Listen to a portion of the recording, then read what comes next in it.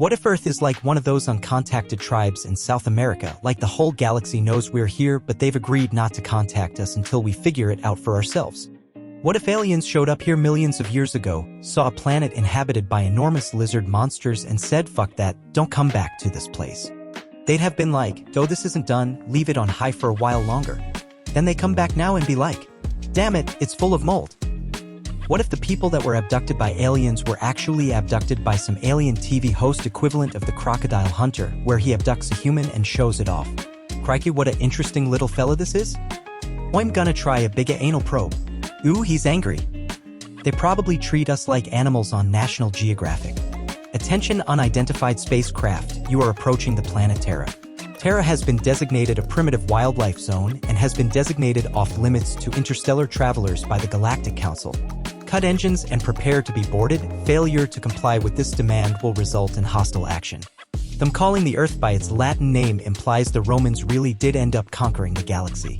That's actually one of many theories about SETI and alien life. That they're so far ahead of us on the Kardashev scale that for them to try to communicate with us would be like us trying to communicate with ants. Or amoebas. I like the evolutionary trajectory theory version of this. The comparison doesn't even need to be as jarring as humans and ants, it can be as simple as humans and apes. That 2% difference is what makes the difference between our two species. Now imagine another 2% in the same trajectory away from us humans. That's already a theory. Edit, because I'm getting messages and comments about this. I wasn't trying to belittle the guy or say this in a manner that implies I didn't want him to post this here. I just thought that maybe he didn't know this concept already existed, as I've done this with other ideas and would like to know. I think the more common version of this theory assumes they don't contact us because making contact makes themselves visible and other planets are smart enough to assume there are always bigger fish in the sea. Or they follow the prime directive. I think he means the dark forest theory answer for the Fermi paradox from the 3-body problem books. This is a very common and well-known theory. It's also called the prime directive in the Star Trek universe.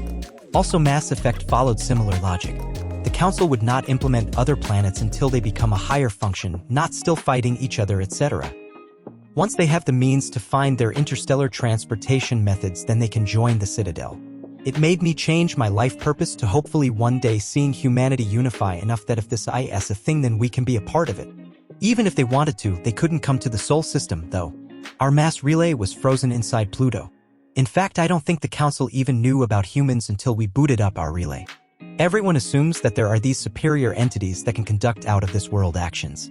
But if you see the evolution of life on this Earth, over 3 billion years of trial and error until a species with the capacity to be self-aware about the universe starts to rise to dominance in the last 200,000 years.